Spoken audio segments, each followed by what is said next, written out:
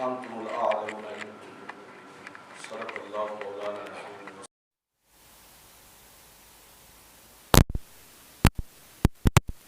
والحمد للہ رب العالمین۔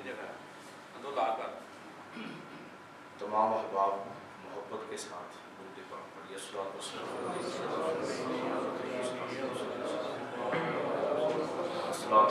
علیکم۔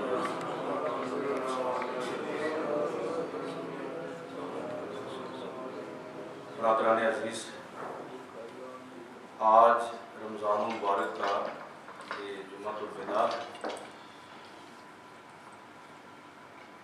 اللہ رب العزت کو منظور ہوا تو پھر اگر نصیبوں میں ہوا پھر رمضان المبارک نصیب ہوگا، اور اس کے یہ انتہائی ہر دن بڑا اہم ہے، لیکن جمعے کا دن اور وہ بھی رمضان مبارک اور پھر جمعہ الوداع، تو یہ بڑا فضیلت اور بڑا ہی متبرک موقع ہے۔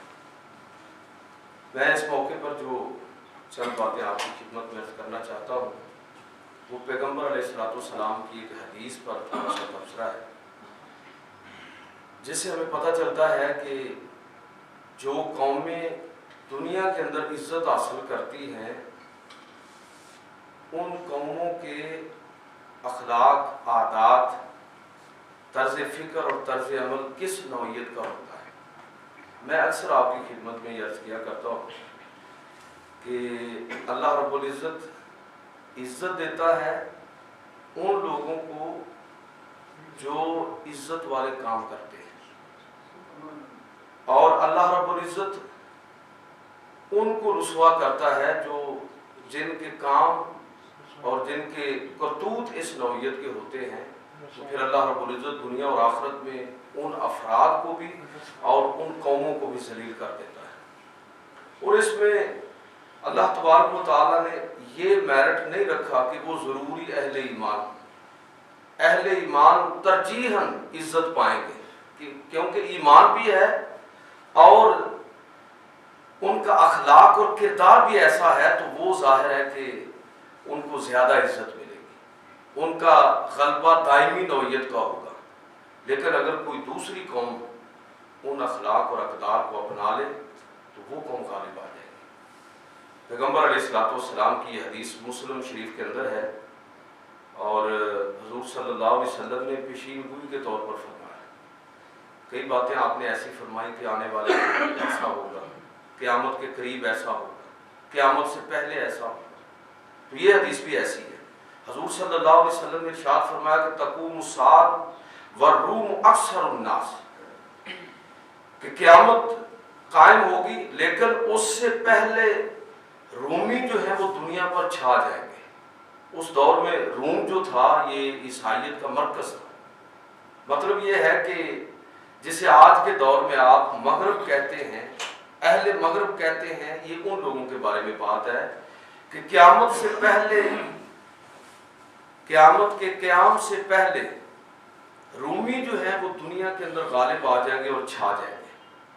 یہ اللہ کے نبی صلی اللہ علیہ وسلم نے ارشاد فرمایا، اور اس حدیث کے راوی ہیں حضرت مستورد کرشی رضی اللہ تعالیٰ۔ جب انہوں نے یہ حدیث بیان کی تو اس مجلس کے اندر یہ اصحاب صحابہ میں سے چھوٹی عمر میں تھے جب اللہ کے رسول صلی اللہ علیہ وسلم کا وصال ہوا۔ تو جب انہوں نے یہ حدیث بیان کی تو وہاں حضرت عمر بن عاص رضی اللہ تعالیٰ عنہ بھی موجود تھے۔ یہ عرب کا بڑا دماغ، بڑے اعلیٰ ترین دماغ کے حاملین ان میں حضرت عمر بن عاص کا شمار ہوتا ہے۔ تو بہت بڑا، یعنی انٹلیکچوئل لیول پر کہہ لیجئے کہ اگر اس دور میں کوئی دو چار لوگ الگ کیے جائیں تو ان میں ایک حضرت عمر بن عاص رضی اللہ تعالیٰ عنہ تھے۔ جب یہ حدیث سنی تو کہنے لگے کہ یہ کیا بات تم نے کہی ہے؟ تو انہوں نے کہا کہ میں نے وہی بات کہی ہے جو اللہ کے پیغمبر صلی اللہ علیہ وسلم نے بات کی ہے۔ تو پھر حضرت عمر بن عاص نے اس پر جو تبصرہ کیا وہ اصل میں آج آپ کو سنانا چاہتا ہوں۔ تو انہوں نے کہا کہ پیغمبر علیہ الصلوۃ والسلام نے یہ بات کی ہے تو بالکل ایسا ہوگا، لیکن یہ اس وقت ہوگا جب اہل روم کے اندر 4 خصوصیات پیدا ہو جائیں، 4 چیزیں ان کے اندر آ جائیں، اس لیے کہ بین الاقوامی غلبے کے لیے اور قوموں کی برادری کے اندر عزت اور وقار اور احترام حاصل کرنے کے لیے اس کے بغیر ممکن ہی نہیں ہے۔ پہلی بات آپ نے یہ فرمائی کہ پھر نوٹ کر لو، اگر رومیوں کو اس دور میں تو ظاہر ہے رومیوں کا غلبہ نہیں تھا، بلکہ رومی مغلوب تھے، ایرانی مغلوب تھے، لیکن یہ قیامت کے قریب کی نشانیوں میں سے، قیامت سے پہلے کی نشانیوں میں سے کہ رومی اور دوسری قومیں پھر غالب آئیں گی۔ تو حضرت عمرو بن عاص رضی اللہ تعالیٰ نے فرمایا کہ اگر ایسا ہوا تو پھر یہ لازمی ہوگا کہ اس قوم کے اندر 4 خصوصیات ہوں گی۔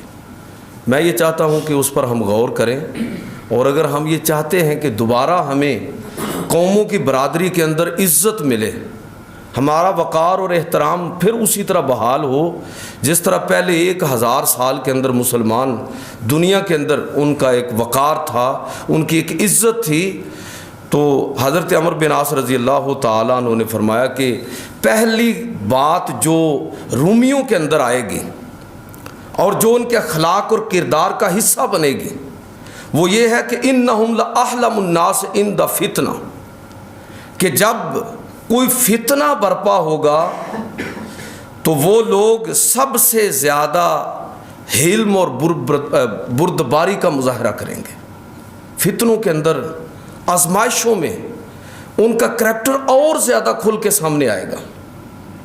اچھا، فتنے کا مطلب میں اکثر عرض کرتا ہوں آپ کی خدمت میں کہ فتنے کا مطلب آزمائش ہے، یعنی ویسے ہی انسان آزمائش کے اندر ہے، ہر حال میں آزمائش کے اندر ہے، لیکن ایسی صورت میں کہ جب کوئی ایسی آفت ان پر آ پڑے، کسی ایسی مصیبت کے اندر مبتلا کر دیے جائیں، تو پھر اصل میں اس قوم کا اور اس فرد کا جوہر کھل کے سامنے آتا ہے کہ جب آزمائشوں سے کوئی آدمی سرخرو ہو کر نکلتا ہے تو یہ اصل اس کی پہچان، یہ ہے مرد بحران۔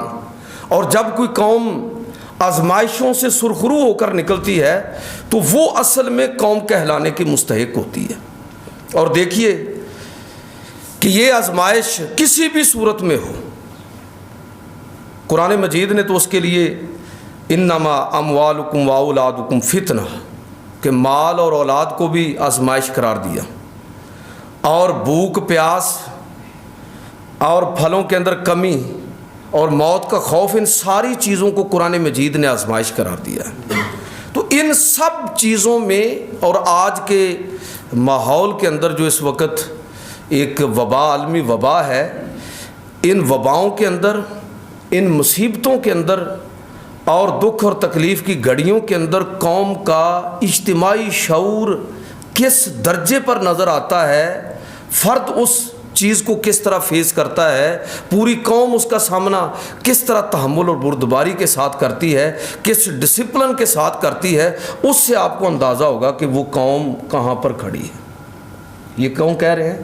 حضرت عمرو بن عاص کہہ رہے ہیں کہ اللہ کے رسول نے جو یہ فرمایا نا کہ رومی پوری دنیا پر چھا جائیں گے، عیسائی اور اہل مغرب پوری دنیا پر چھا جائیں گے، تو پھر یہ لازمی ہوگا کہ اس قوم کے اندر یہ 4 خصائص ہوں گے۔ پہلی جو میں نے عرض کی وہ یہ ہے کہ آزمائشوں کے اندر، فتنوں کے اندر، مصیبتوں کے اندر اس قوم کا رویہ کس طرح کا ہے۔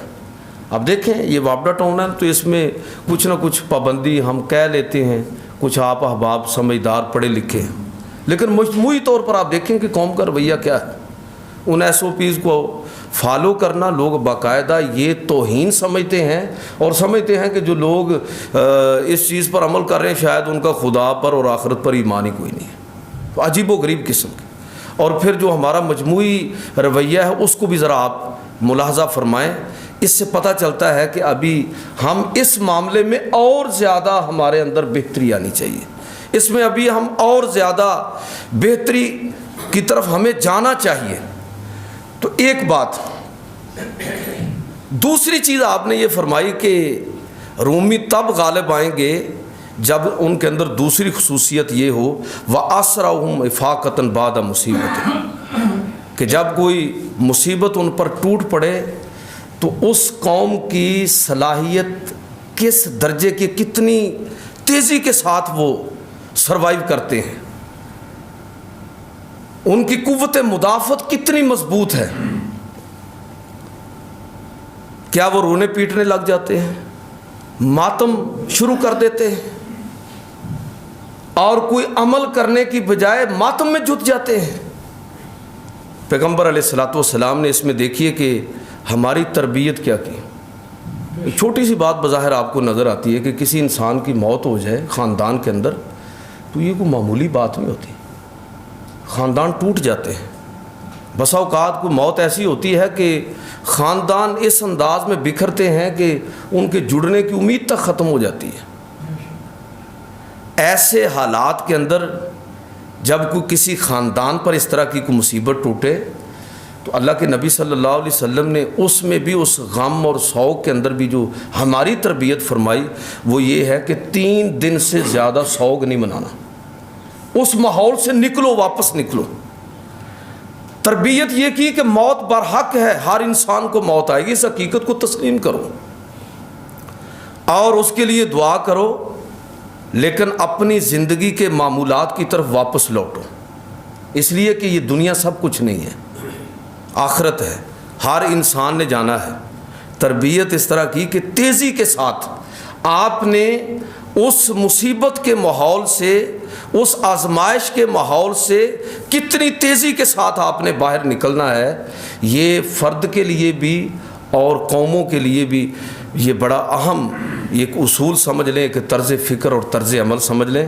نبی کریم صلی اللہ علیہ وسلم نے اس کی باقاعدہ تربیت فرمائی، صحابہ کو اس کے لیے تیار کیا. ہجرت کر کے صحابہ مدینہ پہنچے تو نبی کریم صلی اللہ علیہ وسلم نے مہاجرین کے معاملے میں کیا فیصلہ کیا؟ فوری طور پر ایک مجلس منعقد کی، اور جو لوگ کرائسس کے اندر تھے اور سب کچھ گھر بار چھوڑ کر آئے تھے، اولاد چھوڑ کر آئے تھے، اپنے سارے مال اسباب ادھر چھوڑ کر آئے تھے، آپ صلی اللہ علیہ وسلم نے انصار کو اور مدینہ کے جو مقامی صحابہ تھے ان کو کہا کہ تم میں سے ہر شخص ان میں سے کسی ایک فرد کی ذمہ داری قبول کرے. یعنی ایسے حالات کے اندر کہ جب کسی قوم پر مصیبت ٹوٹ جائے اس قوم کا رویہ کیا ہونا چاہیے، اور کب وہ سروائیو کب کریں گے؟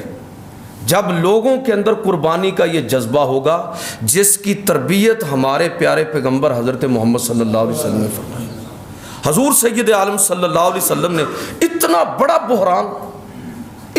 بحران کہ کہہ لیجئے کہ یہ کوئی مدینہ ظاہر ہے کہ اتنا تو نہیں تھا، چھوٹی سی ایک بستی ہے، اور اتنے لوگ بالکل لٹ پٹ کے وہاں پر پہنچ گئے، لیکن ان کو کس طرح اکاموڈیٹ کیا انصار نے، اور کس طرح وہ لوگ جو مصیبت سے آئے تھے کس طرح بہت جلد انہوں نے ایڈجسٹ کر لیا اور مسلمان اس پوزیشن میں آئے کہ دشمن کا سامنا کر سکے. کوئی مہاجر بستی آباد نہیں کی، ان لوگوں کو الگ نہیں کر دیا بلکہ ان کو اپنے اندر شامل کیا. 2 کمرے تھے، کمرہ دے دیا، جائیداد کے اندر حصہ تک دینے کے لیے اعلان کر دیا، اپنے ساتھ شریک ٹھہرا لیا ہر معاملے کے اندر. تو یہ ہمارے پیغمبر صلی اللہ علیہ وسلم کی تعلیم ہے کہ قومیں جب اپنا طرز عمل اس طرح کا اختیار کرتی ہیں تو پھر بڑی سے بڑی آزمائش سے بھی اللہ رب العزت ان کو سرخرو کر دیتا ہے، کامیاب و کامران کر دیتا ہے. آج کے ماحول کے اندر، آج کے حالات کے اندر یہ وہ طرز عمل ہے جس کی طرف دوبارہ ہمیں جانا چاہیے. میں اکثر بات عرض کرتا ہوں کہ وابڈا ٹاؤن میں یہ مسئلہ نہیں ہے. آپ اپنے خاندان کی طرف دیکھیں، ان بستیوں کی طرف دیکھیں جہاں سے اٹھ کے آپ یہاں تک آئے ہیں، اپنی فیکٹریوں اور اپنے وہ ادارے جہاں پر آپ کام کر رہے ہیں وہاں پر نظر ڈالیں. میں اور آپ کن لوگوں کی کتنی مدد کر سکتے ہیں، ہمیں ان کو اپنے ساتھ شریک کرنا چاہیے. اس مشکل گھڑی میں لازم ہے کہ اس آزمائش میں ہم اس اجتماعیت کا مظاہرہ کریں کہ ہر شخص جو ہے اس دکھ اور تکلیف کو اپنا دکھ اور تکلیف سمجھنے لگے. تو حضرت عمرو بن عاص نے بڑی یہ زبردست بات کی کہ رومیوں کے غلبے کے لیے یہ ضروری ہوگا کہ پھر وہ لازمی طور پر کسی مصیبت کے بعد واپس جو ہے وہ بڑی تیزی کے ساتھ لوٹیں گے عروج کی طرف، کامیابی کی طرف، یہ ان کے اندر چیز ہوگی۔ تیسری چیز، حضرت عمر بن عاص رضی اللہ تعالیٰ عنہ انہوں نے یہ فرمایا وَأَوْشَكُهُمْ كَرَّةً بَعْدَ فَرَّةٍ، کہ یہ وہ لوگ ہوں گے کہ جو شکست کے بعد دوبارہ تیزی کے ساتھ پلٹ کر حملہ آور ہوں گے، یعنی کوئی شکست ان کو توڑے گی نہیں بلکہ ان کو سبق سکھائے گی، وہ اس سے سیکھیں گے۔ اور جو قوم بھی آگے نکلتی ہے وہ چیزوں سے سیکھتی ہے۔ تاریخ اپنے اندر بڑے اسباق رکھتی ہے لیکن سارے لوگ اسے سبق سیکھتے نہیں ہیں، صرف وہ قومیں اور وہ افراد جو دور اندیش ہیں، عقل اور فہم رکھتے ہیں اور اس کا مظاہرہ بھی کرتے ہیں، وہ لوگ وہ اصل میں ان شکستوں سے، ان نقصانات سے سیکھتے ہیں۔ آپ کسی کامیاب آدمی کو بے شک دیکھیں کہ وہ بالکل ناکام ہو گیا ہے اور ایک وقت میں وہ بالکل زیرو پر چلا گیا ہے، لیکن وہ دوبارہ پھر اسی جگہ پر کھڑا ہو جائے گا، اپنی اس ول پاور کی وجہ سے، اپنی اس کمٹمنٹ کی وجہ سے، اپنی صلاحیت پر، خدا کے بعد اپنی صلاحیت پر اعتماد کی وجہ سے۔ کیا ہمارے سامنے کا واقعہ نہیں ہے کہ دوسری جنگ عظیم میں 2 ایٹم بم گرے ہیں جاپان پر، کتنی تیزی کے ساتھ وہ قوم واپس آئی اور آج اس کا شمار جو ہے وہ سپر پاورز میں ہوتا ہے۔ یہ ہے اصل میں کہ قوم بھی اور فرد بھی مایوس ہو کے بیٹھ جائے، فرد نہیں، اٹھے پھر، اللہ رب العزت کی رحمت کے دروازے کھلے ہوئے، قوم شکست کے بعد ٹوٹ جائے نہیں، واپس اٹھے۔ یہ سبق ہے تاریخ کا، اور یہی بات بتا رہے ہیں جناب عمر بن عاص رضی اللہ تعالیٰ عنہ کہ اگر آخری زمانے میں اہل مغرب کو غلبہ ہوا تو ان کے اندر لازمی طور پر یہ خوبی ہوگی، یہ وصف ان کے اندر پیدا ہوگا، کیونکہ قوموں کی سرفرازی کے لیے اور قوموں کے غلبے کے لیے اس کے بغیر ممکن نہیں ہے کہ یہ صلاحیت اس قوم کے اندر پیدا ہو چکی ہے۔ آپ دیکھیں نبی کریم صلی اللہ علیہ وسلم غزوہ احد کے اندر کیا ہوا، آپ اندازہ فرمائیں کہ مدینہ جیسی چھوٹی سی بستی میں 70 جنازے اٹھے ہیں، کوئی معمولی بات ہے؟ شہر گجراں والا شہر، اس میں ایک دن میں 70 جنازے ہو جائے تو کہرام مچ جائے گا، عالمی سطح پر خبریں لگیں گی۔ مدینہ کی چھوٹی سی بستی، کوئی گھر ایسا نہیں جس میں کوئی ایک شہید یا ایک سے زیادہ شہید نہ ہو۔ ایک گھر تو ایسا بھی حضرت خنسا رضی اللہ تعالی عنہ جن کا باپ، بیٹا، بھائی اور خامد 4 لوگ غزوہ احد کے اندر شہید ہوئے۔ اتنی بڑی آزمائش، لیکن آپ دیکھیے کہ کس طرح اس دکھ کو سارے اہل مدینہ نے مل کر کس طرح بانٹا۔ تاریخ کا مطالعہ کریں، سیرت کا مطالعہ کریں تو آپ کو پتہ چلے گا کہ جب اللہ کے نبی صلی اللہ علیہ وسلم دفاع کرتے ہوئے پہاڑ کی چوٹی پر چڑھ گئے اپنے ساتھیوں، بچے کچھ ساتھیوں کے ساتھ، تو نیچے سے ابو سفیان جو اس وقت مسلمان نہیں ہوئے تھے تو غلبہ نہ پا سکے، اوپر چڑھنا ممکن نہیں تھا، پتھر آ رہے تھے اور تیر بھی اور نیزے بھی، تو واپس لوٹنے لگے تو انہوں نے اعلان کیا اللہ کے پیغمبر صلی اللہ علیہ وسلم کو دور سے آواز دیتے ہوئے کہ یہ بدر کا بدلہ ہم نے لے لیا، اگلے سال پھر آئیں گے۔ اور نبی کریم صلی اللہ علیہ وسلم نے ابو سفیان کا یہ چیلنج قبول کیا، اور آپ سیرت پڑھیے آپ کو پتہ چلے گا کہ سن 3 ہجری میں غزوہ احد ہوا، 4 میں اللہ کے نبی اس وعدے کے مطابق اور اس چیلنج کے مطابق اگلے سال اللہ کے نبی دوبارہ احد کے اندر تشریف لے گئے۔ ابو سفیان نہیں آئے، وہ الگ بات ہے۔ تو 1 سال کے اندر اس شکست سے کس طرح دوبارہ اٹھے ہیں، یہ ہے اصل میں قوموں کی صلاحیت، ان کی کمٹمنٹ لیے اجتماعی شعور کا مظاہرہ کرتے ہیں۔ یاد رکھیے جب تک ہمارے اندر اجتماعیت نہیں آئے گی، اجتماعی شعور بیدار نہیں ہوگا، ہر فرد اپنا نہیں اپنے سے زیادہ جب تک اپنی قوم، اپنے دین، اپنی ملت کے بارے میں نہیں سوچے گا، اس وقت تک ہم قوم کہلانے کے مستحق نہیں ہیں۔ ریوڑ ہے جس میں ہر کسی کا اپنا رخ ہے، کوئی اس طرف جا رہا ہے اور کوئی اس طرف۔ چوتھی چیز جناب عمرو بن عاص رضی اللہ تعالیٰ عنہ نے فرمائی کہ یہ رومی غالب آئیں گے تو ان کے اندر یہ خوبی پیدا ہو جائے گی، خیرہم لمسکین و یتیم و ضعیف، کہ وہ اپنے یتیموں، مسکینوں اور جو پسے ہوئے طبقات ہیں ان کے لیے سب سے زیادہ خیر خواہی کرنے والے ہوں گے۔ سوشل ورک ان لوگوں کے اندر زیادہ ہوگا، دوسروں کی خدمت کا جذبہ ان کے اندر ہوگا، اور اللہ کے نبی صلی اللہ علیہ وسلم نے مسلسل جو انقلاب برپا کیا تو وہ بھی یہی تھا، اور جو تربیت فراہم کی اور قیامت تک آنے والے مسلمانوں کو جو راہ دکھائی وہ یہی تھی کہ تم اس وقت تک ایک قوم کے اندر ڈھال نہیں سکتے جب تک تمہارے اندر غریب، مسکین، ضعیف اور نادار اور کمزور لوگوں کے لیے تمہارے دل کے اندر ہمدردی پیدا نہیں ہوتی۔ الدین النصیحہ، دین ہے سارے کا سارا دوسرے کی خیر خواہی ہے۔ یہ اتنا وقت نہیں کہ اس پر تفصیل سے میں بات کروں، چاہوں گا کہ آپ اس پر میری جو گزشتہ کئی جمعے اس پر میں بات کرتا رہتا ہوں کہ خیر خواہی کی جتنی جہتیں ہیں ان ساری کو آپ اس میں شمار کر لیں، چاہے اس کا تعلق خدمت خلق کے ساتھ ہو اور چاہے اس کا تعلق جو ہے خیر خواہی کی ایک بڑی اہم جو جہت ہے وہ یہ ہے کہ لوگوں کے اندر نیکی اور خیر کی دعوت کو پھیلانا یا اس دعوت کو پھیلانے میں معاون اور مددگار بننا۔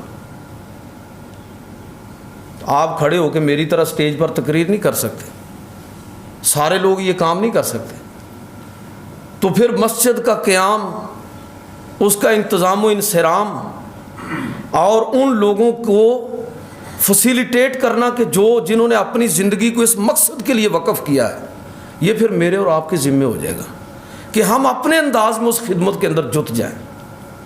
تو خیر خواہی اس کی نوعیت کوئی بھی ہو، تو حضرت عمرو بن عاص رضی اللہ تعالیٰ عنہ نے فرمایا کہ اہل مغرب کے اندر اور اہل روم کے اندر یہ خوبی پیدا ہو چکی ہوگی، تب وہ دنیا پر غالب آئیں گے کہ وہ مسکینوں، یتیموں، ضعیفوں، کمزور، ناتواں لوگوں کے لیے سب سے زیادہ خیر خواہی کرنے والے ہوں گے۔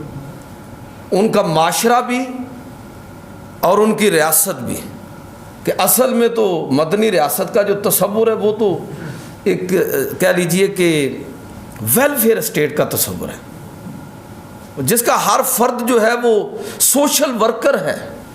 ایک واقعہ سناتا ہوں مختصراً۔ حضرت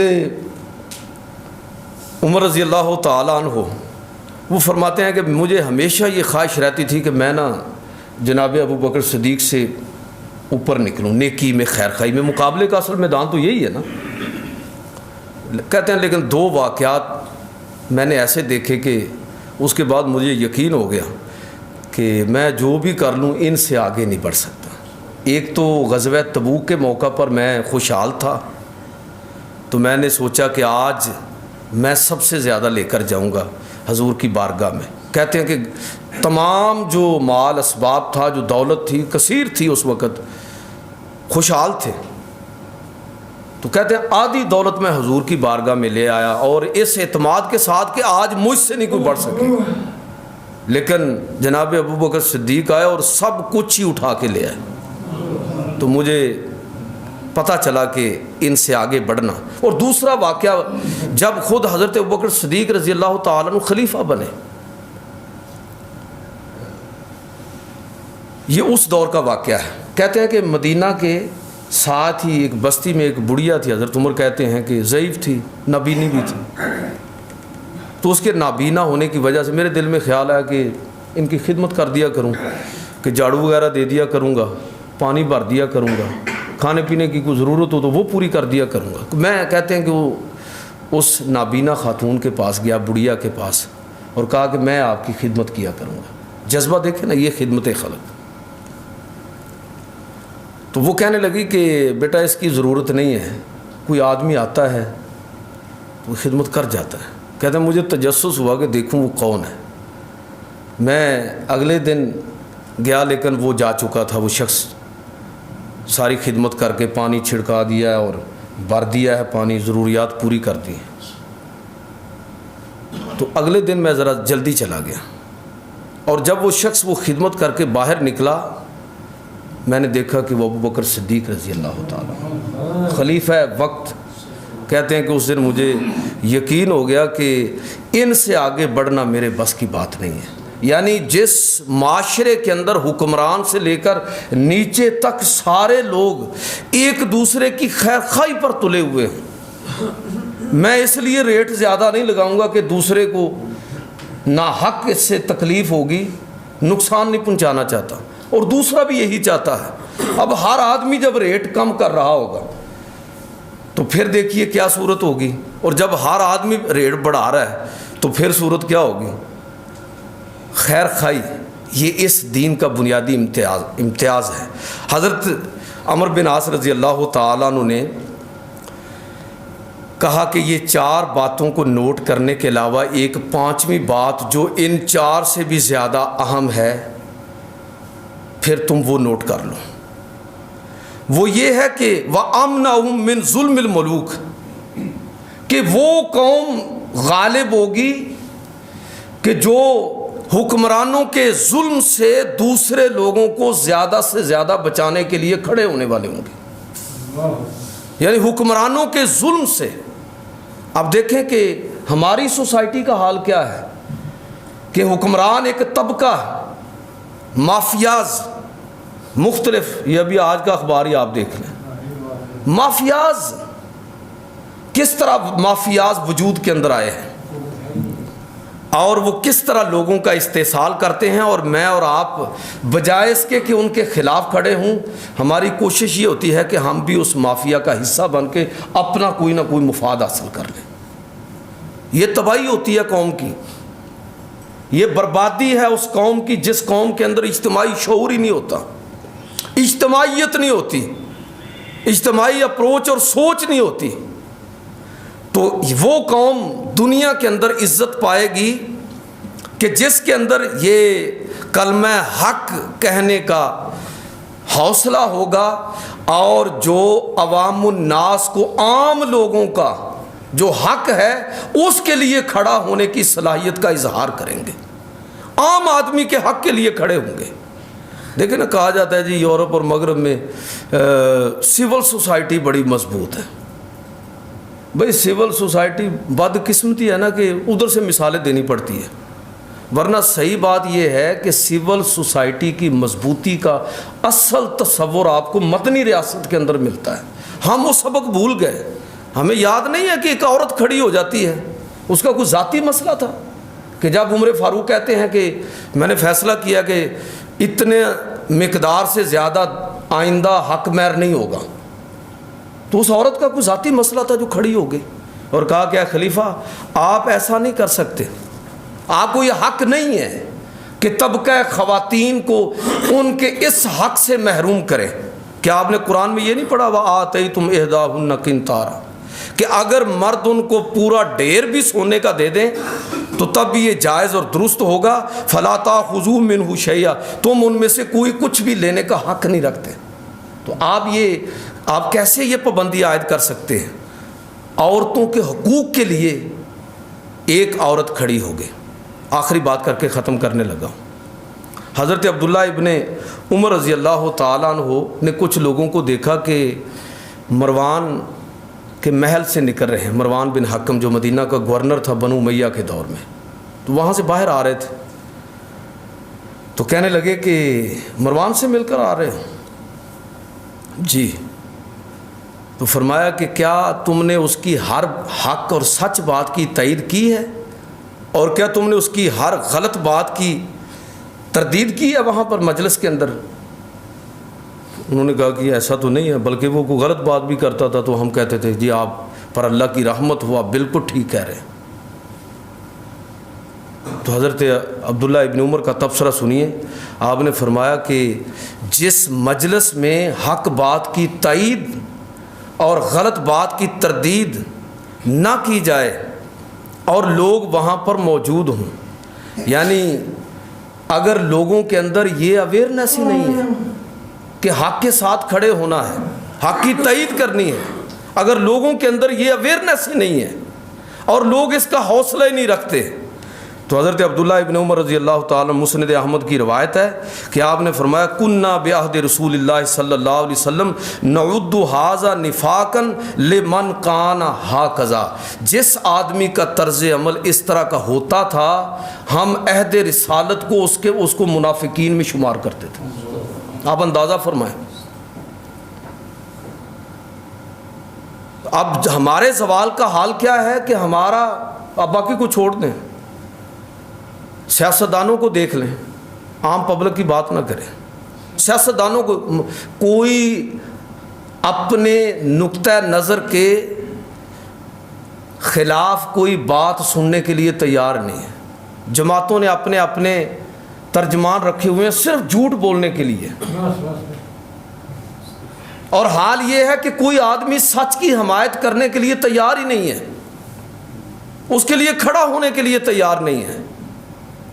جب ہمارا اجتماعیت کا یہ رویہ نہیں ہوگا، اجتماعی شعور بیدار نہیں ہوگا، تو پھر آپ یہ توقع نہ کریں کہ کوئی سماج کے اندر، کوئی معاشرے کے اندر بہتری آئے گی۔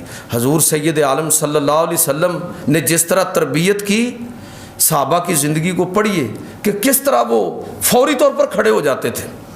اور میں کہا کرتا ہوں اکثر کہ آپ دیکھ لیں کہ اگر یہ حوصلہ قوم کے اندر پیدا ہو جائے تو یہ آپ کے سیاستدان جو انہوں نے لٹ مچائی ہوئی ہے، اگر ہم ان مافیاز کا حصہ نہ بنیں اور ان لوگوں کی جائز نجائز حمایت میں کھڑے نہ ہوں اور وہ اجتماعی شعور ہمارے اندر بیدار ہو جائے تو یقین جانیے یہ لوگ ٹھیک ہو جائیں۔ جس طرح کے لوگ ہوتے ہیں ان کے قائدین اور حکمران اسی طرح کے ہوتے ہیں۔ یہ ہماری بد اخلاقی اور بد کرداری کا نتیجہ ہیں یہ لوگ۔ اعمالکم امالکم، جو تمہارا کردار وہی تمہارے حکمران ہیں۔ اور اگر ہمارا رویہ، یہ مذہبی رہنما، اس کو بھی اسی مافیا میں بہت بڑا ایک طبقہ، ایک مافیاز کی صورت میں کام کر رہا ہے، مذہب کے نام پر مذہب کو بیچتے ہیں۔ کیا ہمارے اندر اتنی جرت ہے کہ ہم کسی سے کوئی بات پوچھ لیں؟ ہم فتوے سے ڈرتے ہیں، مذہب سے محبت رکھنے کے باوجود کسی معاملے میں دلچسپی لینے کے لیے تیار نہیں ہے۔ ہمیں کوئی غرض نہیں ہے کہ کون آدمی خطبہ دے رہا ہے، سستا کتنا ہے یہ ہماری ترجیحات میں ہو سکتا ہے، کون آدمی خطبہ دے رہا ہے، اور کس طرح مذہب کے نام پر ایک پورا مافیا ہے جو اس امت کو فرقوں کے اندر بانٹ کر برباد کر رہا ہے۔ اور آج اگر کوئی شخص اس فرقہ واریت کے خلاف بات کرتا ہے تو لوگ کہتے ہیں یہ نیا فرقہ ہے جی، بھلا یہ بھی کوئی، آپ کون ہیں؟ نہ آپ سنی ہیں، نہ آپ اہل حدیث ہیں، نہ آپ شیعہ ہیں، نہ آپ دیوبندی ہیں، تو آپ پھر کیا چیز ہیں؟ وہ آپ نے کوئی نیا مذہب اور دین ایجاد کر لیا ہے، اتنا مضبوط کر دیا ہے اس جکڑ بندی کو۔ میں بات ختم کر رہا ہوں، زیادہ ٹائم آپ کا لے لیا۔ کہنا یہ چاہتا ہوں کہ بھائی اگر دنیا کی قوموں کے اندر عزت حاصل کرنی ہے تو بڑے سیدھے سیدھے اس کے اصول ہیں۔ حضرت عمر بن عاص رضی اللہ تعالیٰ عنہ کی اس گفتگو اور تبصرے کے نتیجے میں ہمیں یہ دیکھنا چاہیے کہ آزمائشوں میں، مصیبتوں میں اور شکستوں کے بعد ہمارا رویہ کس طرح کا ہے، پسے ہوئے طبقات کے ساتھ ہمارے سماجی رویے کس طرح کے ہیں، اور کس طرح ہمارے اندر کیا اجتماعی شعور اس درجے کا ہے، اجتماعیت ہے، یا میں اپنے فائدے کا ہی صرف سوچتا ہوں، مجھے اپنے سوا اور کچھ نظر نہیں آتا۔ تو پھر آپ یقین رکھیے کہ اللہ رب العزت نہ ایسے فرد کو اور نہ ہی ایسی قوم کو عزت عطا نہیں فرماتا۔ اللہ رب العزت ہمیں ان کاموں کو کرنے کی توفیق عطا فرمائے جو عزت والے ہیں۔ اور ان کاموں سے بچنے کی توفیق عطا فرمائے جو ذلت کا باعث ہے۔ اللہ تعالی ہمیں دین کا فہم عطا فرمائے اور اپنے پیغمبر صلی اللہ علیہ وسلم کی ہدایات پر چلنے کی توفیق عطا فرمائے۔ وما علینا